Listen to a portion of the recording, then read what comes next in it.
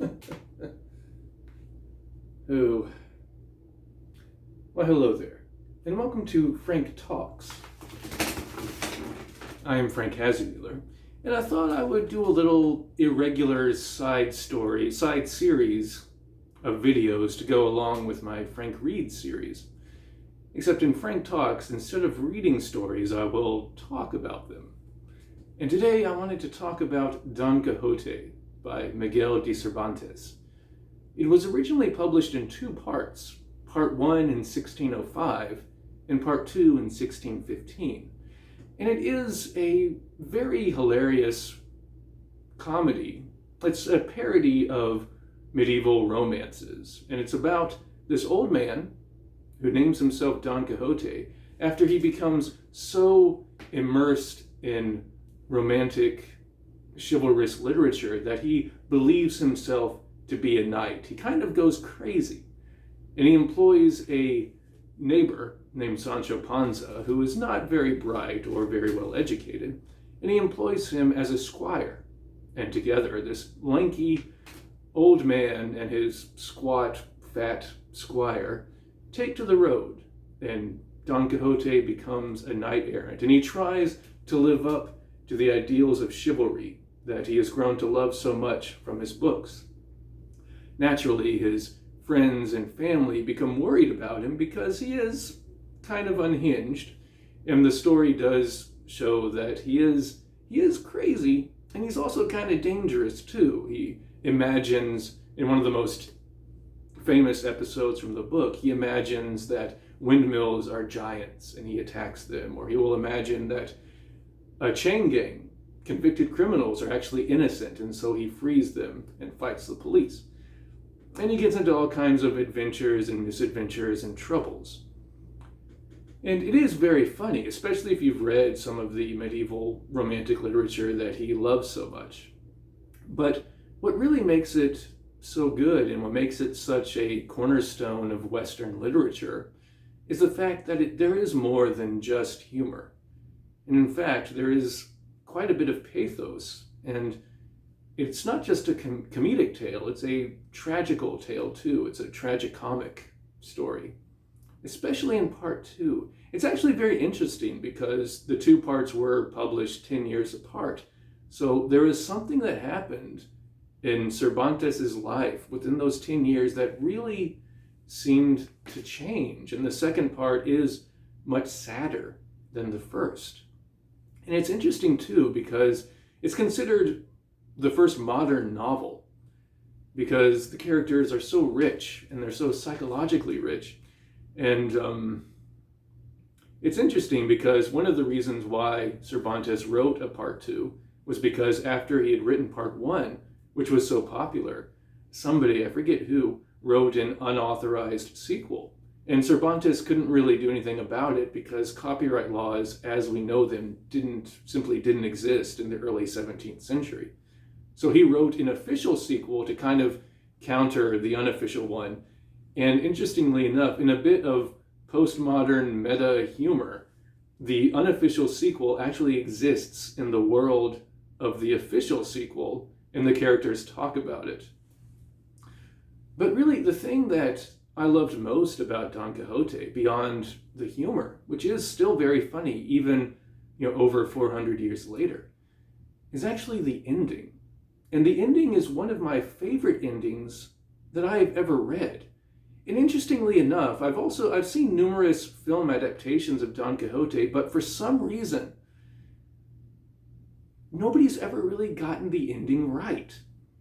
And what happens is that Don Quixote makes a deal with a character he thinks is another knight. It's actually a bachelor from his hometown, and everybody's kind of playing a trick on him. And if the knight challenges Don Quixote to a duel, and if Don Quixote loses, he is to renounce his knighthood and return home and not go on any more silly adventures. And it's interesting because some of the characters in the story, and even like the omniscient third-person narrator, makes it both explicit and implicit that this is a very bad idea. Yes, Don Quixote is crazy, and yes, he is actually dangerous, but he's also a dreamer, and he is a romantic. And part of the humor stems from the fact that the chivalry that he loves so much never actually existed. But here's the thing. By going out into the world and living up to the romantic ideals that he loves so much, does he not create them? Do they not become true? They never existed before, but they did when he did it. And so it becomes obvious, and he does lose that duel, and he does live up to his bargain. He does renounce his knighthood. He goes home. And in the most heartbreaking part, he actually goes sane. He snaps out of it. He comes to his senses. He realizes what a fool he has been. And his heart can't handle it. And he dies. And it's actually very, very sad. Yes, he was crazy. Yes, he was unstable. Yes, he was dangerous to everybody around him. But as Cervantes makes clear, he was a dreamer. He was a romantic. He took something that never existed before and he made it true. He made it real. And he made the world a better place, a brighter place, a more romantic place. And when he died, the world became colder. It became less interesting. And I find that ending to be very touching, and it is very tragic, and it is very sad, and it's very powerful. And there's a musical version of Don Quixote called The Man of La Mancha, and it was adapted into a film in the 1960s, I believe, with Peter O'Toole as Don Quixote.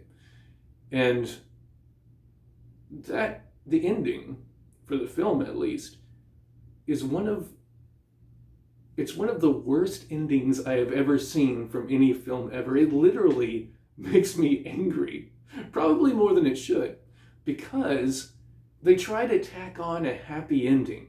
They have Sancho Panza and they have Dulcinea, who is this woman that Don Quixote loves from afar, who is actually not who he thinks she is because of the whole crazy thing. And they plead with him. And he snaps out of his sanity and he becomes Don Quixote again. And then he dies. And that, they try to have it both ways. They try to keep the ending where he dies, and they try to also make it a happy ending. And that's just not how it works, and that's not how it should work. And it actually, it makes it less powerful. And I think that having him come to his senses, having him realize what a fool he has been, and then dying of a broken heart is so much better, and it's so much more powerful. And it's one of the reasons why I love the book so much. And really anybody, and it really makes you realize why this story has kind of fascinated artists throughout the centuries. Gustave Doré did illustrations for it. Pablo Picasso has drawn, or he painted the characters.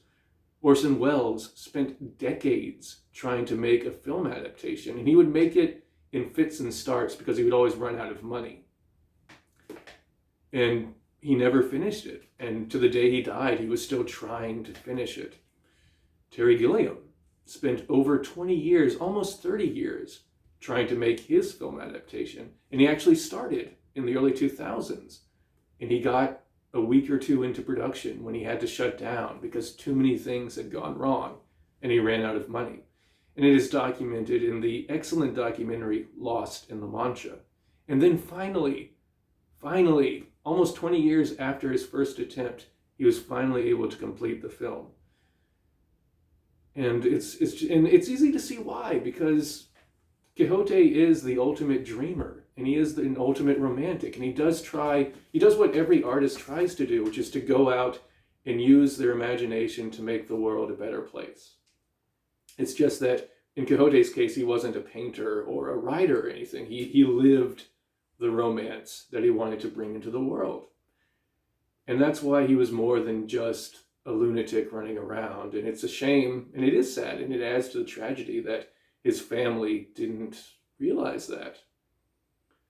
And there's this one scene in part one where his family burns all of his books, and it's absolutely heartbreaking.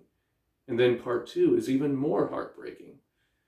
And it's very sad and it's very powerful, and there's a reason why we're still reading it over 400, almost 420 years after it was first published. And it is a true classic. And it is very sad, and I love it. So thank you for watching this video. I hope you will join me next time. And until then, keep reading.